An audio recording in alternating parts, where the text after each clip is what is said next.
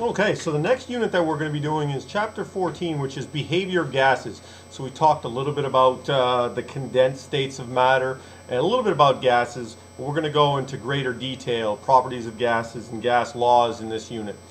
Certainly when you talk a little, I think about hot air balloons. We know that heating up the air in a balloon will cause the balloon to rise. Removing some of the heat will allow it to, or releasing some of the air will allow it to drop. So it's certainly part of a gas laws. I put a tire on here. There's a significant amount of pressure in your tire. You may have seen there's instructions on how much PSI, how much pounds per square inch you put in your tire, the pressure of the gas inside the tire. If you put too much, it would cause the tire to blow.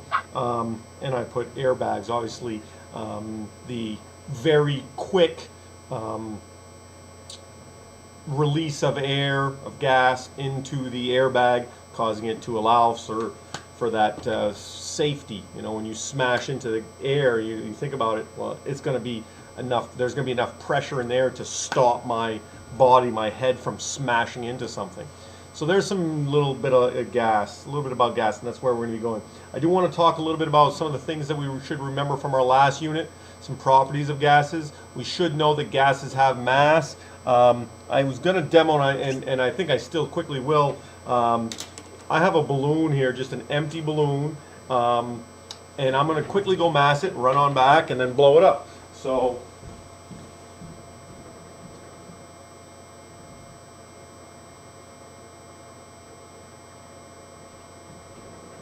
this balloon empty has a mass of 2.72 grams.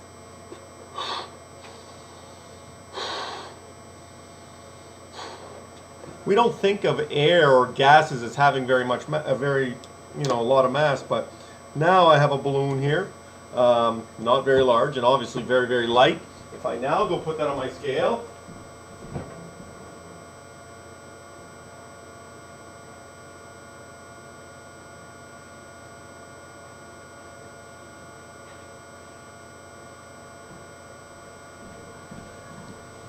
again, you'd have to trust me on this one, but 3.39. So from 2.72 to 3.39, a little bit more than half a gram of air in here.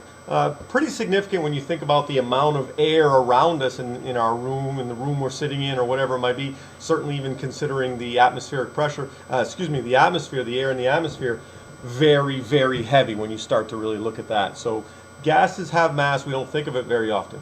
They exert pressure. Because they have mass, they can exert some pressure. And certainly atmospheric pressure is very significant. I have a quick little demo. Hopefully I don't make a huge mess, because I'm not over a sink right now, but basically what I've got here is a balloon, a bottle that I put a little hole in. I don't know if you can see the hole. You'll be able to see it shortly. Here's some water.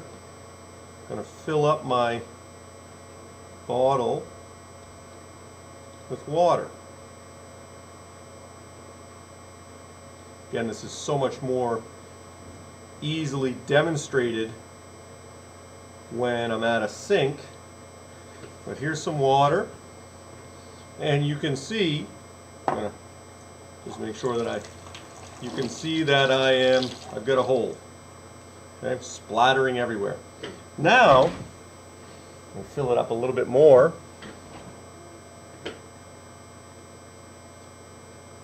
I'm still holding the same bottle, but I want you to notice what will happen when I put the cap on. Now,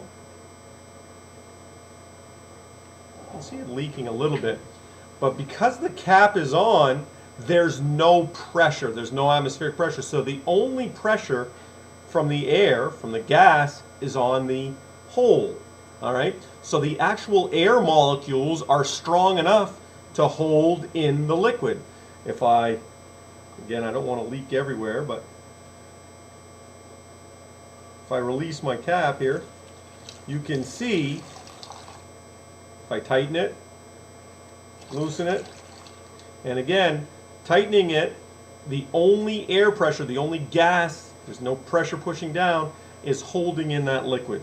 So again, a pretty quick, easy demonstration to show that air, or gas, air is a gas, has a significant amount of pressure. All right? Pressure depends on temperature, and we're going to see this as we move along. I don't have a demo on that, but pressure depends on temperature. If you increase the temperature, that pressure is going to be increased as well. Why? The molecules are moving faster. So if they're moving faster, they're going to smash up against the walls of the container.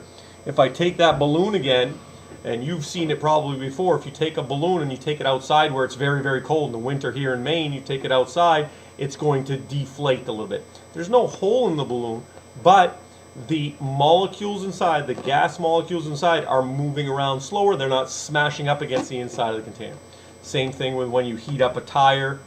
Again, when I say heat up a tire, when you're riding in your car and there's friction from the wheels rolling on the tar, if you fill up your tires too much in the summertime especially, and then ride on hot asphalt, it's going to cause the molecules to move even more pressure, expand, and then there's sometimes you blow your tire. So that's important to recognize. The next property I want to mention is diffusion.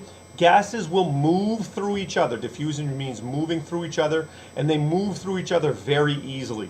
You know, if you've gone by a kitchen that someone's cooking some chocolate chip cookies, that delicious smell, diffusion.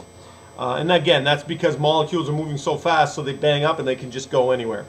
Gases fill their container completely. If you have a container, there's just as much gas. Again, it depends on the mass of the gas, but you'd have mass on the bottom, gas on the bottom, gas on the top. And that's because, again, the molecules are so free. There's very low intermolecular forces. They're so free to separate from each other. And it's also very easy to compress gases. And I have a quick little demonstration here.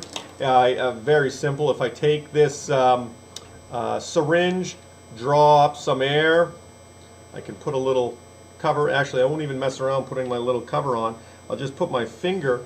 If I put my finger, you can see that my gas is at 35 cc's. I can easily compress that gas. I can pretty easily compress that gas all the way down to, let's say, 15 or so cc's. If I do the same thing with liquid,